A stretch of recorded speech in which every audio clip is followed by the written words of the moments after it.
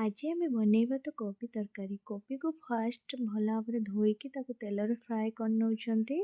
तापरे ताको लूण हलदी देकी किछि समय कवर अप करदबा। देखंतु कोबीटा भल भाव सिझी आसिलानी।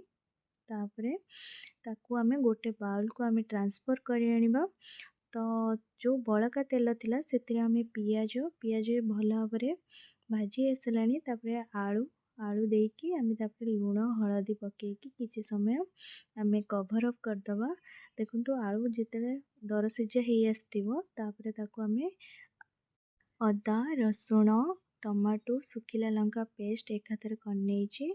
तापरे ताको करी पाउडर और धनिया मसला चिली पाउडर देकी भल भाव मसलाटा कषि नवा। मसला कषि आसिलानी आमे ताको पानी देकी किछि समय कवर अप करदबा। आलू सिझी गलानी जो भाजिकी रखिले जो कोबी तापरे ताको पकेइबा।